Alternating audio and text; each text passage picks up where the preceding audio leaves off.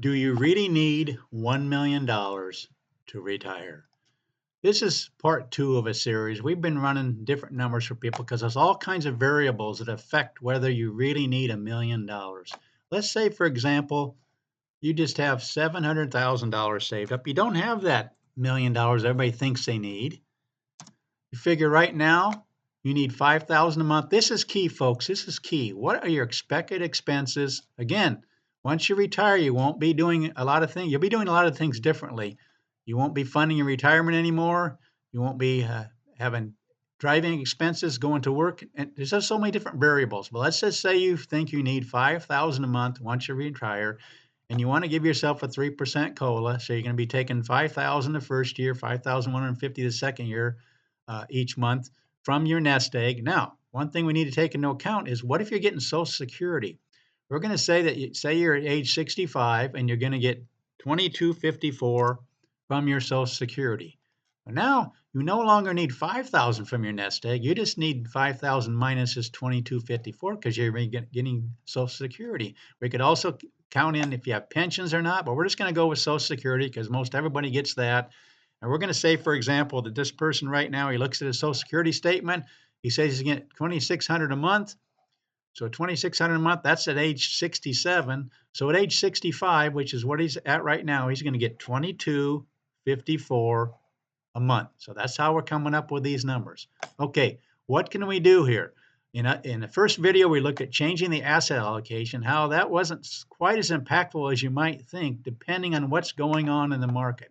And here's what, just as a quick review, for example, if we use the returns from 1992, which by the way, on this channel, we just use the actual historical returns of the S&P 500 for the last 100 years, which includes the depression years, and we project ahead what similar returns might do for you in the future. So those are the returns we're actually looking at. So we're going to go down through here. For example, in 1995, you can see if we had numbers like that going forward, which obviously they won't be identical, but say you had 5 good years before you had these 3 down years. What are we talking about down years? We could have a decade like the depression years. We could have a depression like the year 2000. We could have some down years like 73 and 74. This takes into account all those. So we're going to go ahead and look at some numbers here. But I just want to start out by looking, let's just say 1995 numbers.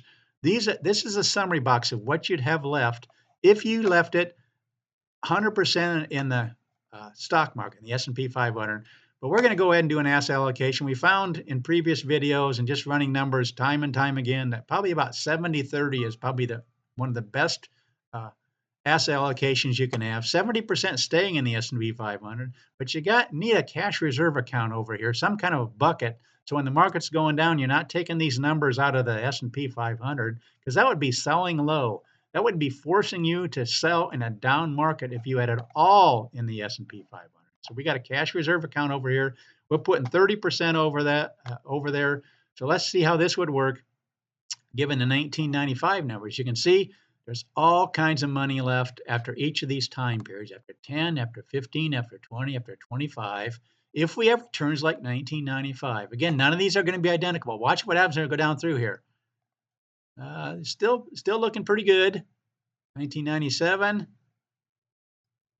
1998. We'll no longer see millions out there in the 20 and 25 year. Look what happens in 1999. You're down to $30,000 after 25 years. But look, one more year. What happens if you start out with 3 down years? Folks, you only have 38,000 left after 20 years. But again, our question is, how often does that even happen in the last 100 years that you'd have initially 3 down years? Let's actually run the numbers here to show you just how problematic this might be and whether you should be working any extra time, because I don't know if that's going to work, because I might not have the success rate. Look at this, folks. 97.5% of the time in the last 100 years, you would have money left after 20 years. 95% you'd have after 30 years. When are the problem times? Right here. Our 20-year graph, 1929, 1930, getting pretty low and around the year 2000. We're at the 30-year graph. Well, there hasn't been 30 years since 2000, so we just can look at the 1928 and 29. But here's the actual numbers for these periods of time. 1929 and 1930, you'd have a problem after 20 years. In 1928, 29, and 30, you'd have after 30 years. But every other scenario, including the year 2000, it'd be kind of low. You'd be getting down to 38,000. But folks, are you going to work an extra year or two to try to get this up there to 100% when you got 97.5% success rate already? But this is what I'm talking about. The other video, we didn't change a lot of these things. What if you had 600,000 instead? Can you retire with 600,000? With these same scenarios, a 70-30 split, a 3% COLA, needing 5,000 a month, how much does this affect this? Obviously, you have less money, so your withdrawal rate is higher, 5.49%.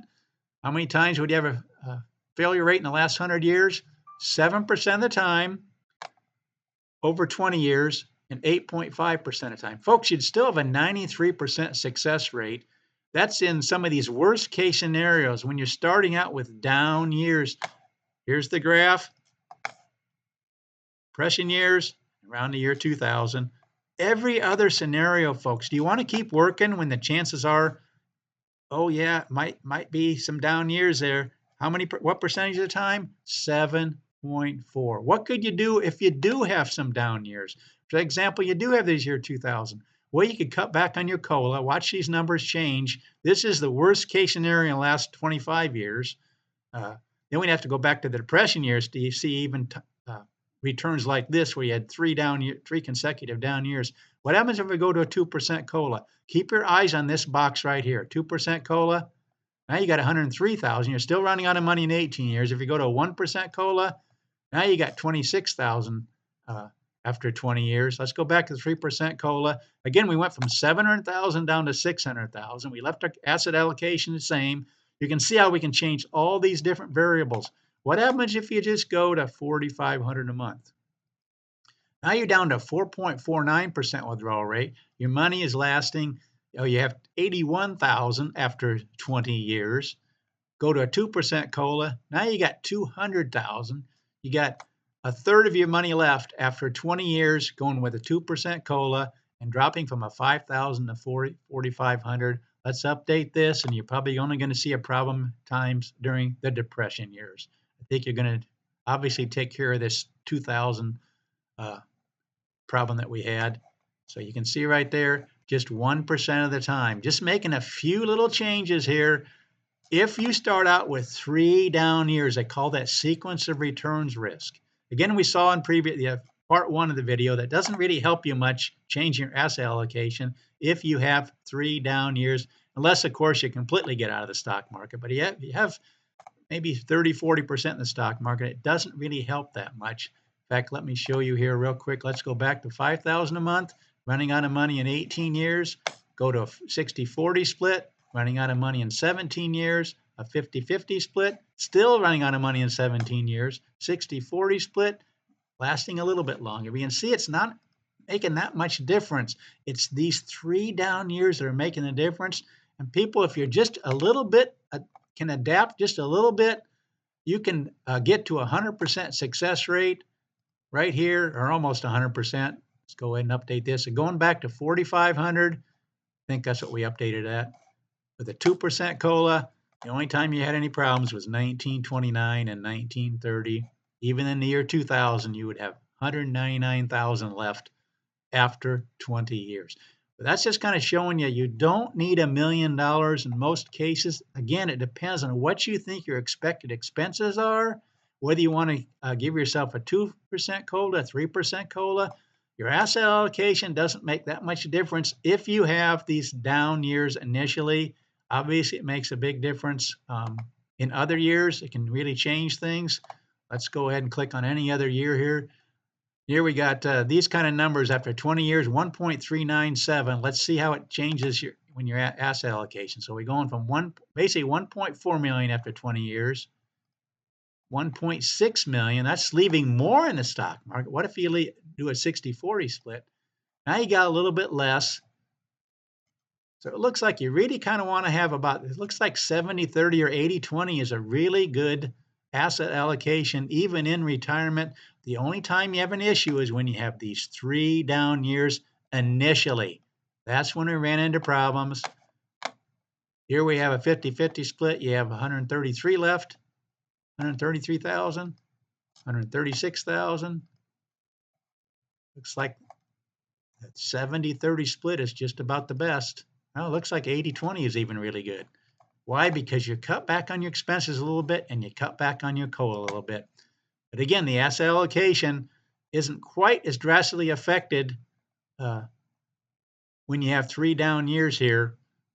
Doesn't really help or hurt too terribly much when you do that. Again, we could run all kinds of different numbers. What really helps is when you cut back a little bit. Instead of 5,000, maybe you need 4,500. But I just wanted to show you, you can definitely retire with less than $1 million when you take into account your Social Security and when you start taking it. In other videos, we actually change this when you take videos or when you take Social Security a little bit later. Don't take it initially because that affects, you're going to take more out those initial years. And if you have a down years right here, that can really affect it. But we're taking it from the very first year, saying somebody's 65. Let's say, for example, that you are, again, this video is getting kind of long here, but say you take it instead of 65, you take it 67. There'd be 2 more years of growth. That's a nice thing about Social Security is that your full retirement amount would no longer be 2,600 at age 67. It would be 2,732. So here, 2,732, we're going to change those numbers. Now you're getting 2,732 because you waited 2 more years. You're getting it in the 3rd year now instead of the 1st year. Going back to 5,000. Again, the year 2000 is problematic. How does it work for all these other numbers? Taking Social Security in a 3rd year. But that just shows you all the different variables, but basically it shows you don't need $1 million. That usually in the high 90% success rate. And if you do have a problem, like here we have 4% failure rate, just cut back a little bit, maybe to 4,500. Right now in the year 2000, if we had those 3 initial down years, you'd be running out of money in 18 years. What if you go to 4,500? Now you got money after 20 years. In fact, you got almost half of what you have left. I know this video has gotten kind of long, but I wanted to show you all the different variables that affect this very question. Do I need $1 million to retire? And we've seen here in most case scenarios, you can get by with, in this case, we looked at 600,000. We began the video with 700,000. The other video that I'm going to attach to this video, link to, is 500,000. We ran the numbers for that and we changed different variables, but that's what we do on this channel, on all kinds of different variables to give you some kind of idea of what you might have in the future based on what's happened for 100 years worth of data. And we've seen that unless you have some really down years initially, you're going to be in good shape with these kind of amounts in almost every kind of situation. And if you need to change, you just cut back a little bit from 5,000 to 4,500. But that's what we do on this channel. We run numbers for people. Please consider subscribing to this channel. Please share it with others. Comment, like these videos. Let people know about this channel, that we run all kinds of different variables. Let them know they don't necessarily need to have $1 million to retire and work several more years just to try to get to that goal, when these kind of amounts might be just fine for you, depending on what your expenses are. Thanks so much for watching.